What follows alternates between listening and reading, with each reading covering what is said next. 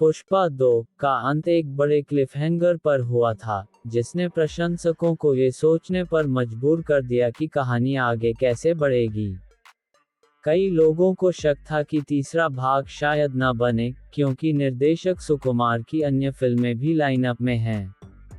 लेकिन अब सुकुमार ने पुष्पा 3 द रैपेज की पुष्टि कर दी है, जिससे प्रशंसकों में उत्साह की लहर दौड़ गई है। अनन्या पांडे ने अपनी web series call me back के एक सीन की तस्वीर इंस्टाग्राम स्टोरीज पर पोस्ट की। कैप्शन में उन्होंने लिखा, कॉल मी बैक को 1 साल पूरा हो गया है। लोग अब भी मुझसे पूछते हैं कि सीजन 2 कब आ रहा है, और वह बहुत जल्द आने वाला है।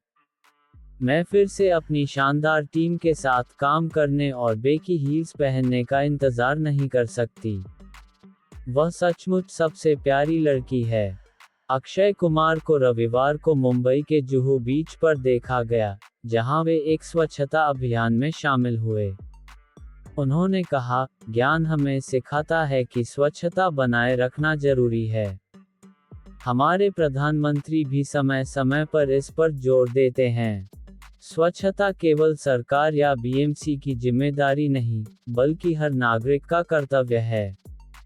धमाल 4 ईशा गुप्ता की अजय देवगन के साथ तीसरी फिल्म है। इससे पहले वह बादशाहो और टोटल धमाल में उनके साथ नजर आ चुकी हैं। पिछले महीने ईशा और अजय को मुंबई के मड़ आइलैंड पर फिल्म के कुछ महत्वपूर्ण सीन की शूटिंग करते देखा गया। सेट पर पूरी स्टारकास्ट ने खूब मस्ती की। ये फिल्म अगले साल ईद पर सिनेमाघरों में रिलीज होगी। रकुल प्रीत सिंह अपनी आगामी फिल्म पति पत्नी और वो 2 की शूटिंग में व्यस्त हैं। उन्होंने इंस्टाग्राम पर कुछ तस्वीरें पोस्ट की, जिनमें उनकी हेल्दी डाइट की झलक दिखाई दी।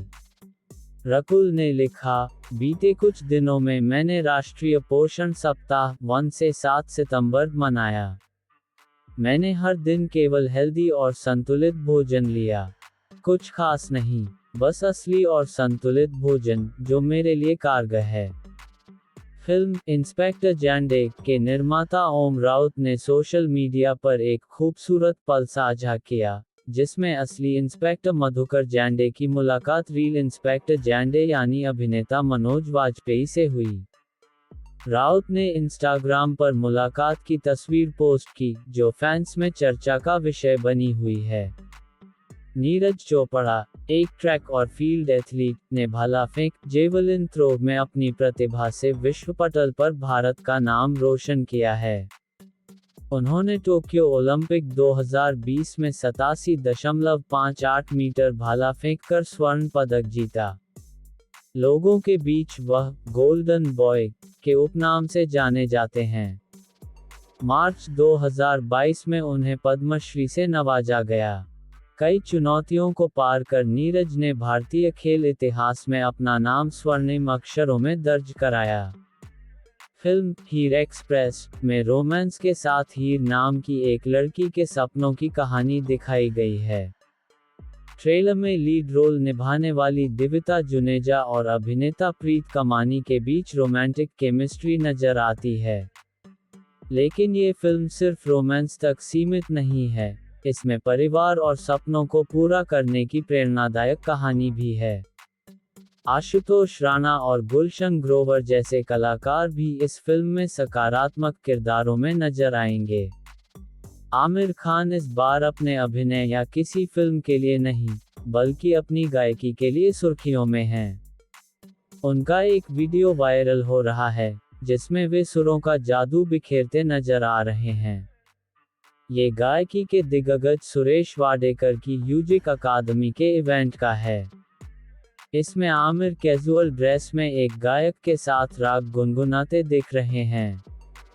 कॉमेडी थ्रिलर फिल्म एक चतुर नार का पहला गाना गुलाबी सावरिया रिलीज हो चुका है। टीजर की शुरुआत होली के रंगों से होती है, जहां गुलाल और मस्ती का माहौल है। दिव्या खोसला अपने जोशीले डांस मूव्स और एक्सप्रेशन से गाने को और भी खास बना देती हैं। उनकी स्क्रीन प्रेजेंस और देसी लुक दर्शकों को बांधे रखते हैं। गाने का संगीत अभिजीत श्रीवास्तव ने तैयार किया है, इसे सचित टंडन व शिल्पा राव ने गाया है।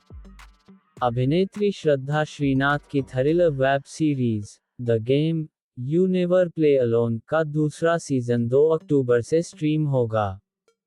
इसकी कहानी डिजिटल दुनिया, रहस्यों और मानवीय रिश्तों के इर्द गिर्द घूमती है। श्रद्धा एक महिला गेम डेवलपर की मुख्य भूमिका में हैं। कहानी में ट्विस्ट तब आता है जब उनके खिलाफ एक खतरनाक हमला होता है। इसके बाद वे उन लोगों तक पहुंचने के मिशन पर निकल पड़ती हैं जो हमले के पीछे हैं। शुक्रवार को सिनेमाघरों में रिलीज हुई बागी 4 ने दर्शकों का ध्यान खींच लिया है। इस एक्शन थ्रिलर फिल्म में टाइगर श्रॉफ, हरनाथ संधू और सोनम बाजवा लीड रोल में हैं, लेकिन संजय दत्त अपने खलनायक किरदार से सभी पर भारी पड़ रहे हैं। फिल्म का निर्देशन हर्षा ने किया है, जो उनकी पहली हिंदी फिल्म है। कहा जा रहा है कि यह Tamil film enthu enthu enthu का अनौपचारिक रीमेक है। टाइगर श्रॉफ की एक्शन से जितनी चर्चा है, उससे कहीं ज्यादा संजय दत्त के दमदार विलेन किरदार की तारीफ हो रही है, जो पहले भी कई फिल्मों में खलनायक बनकर दर्शकों के दिल जीत चुके हैं।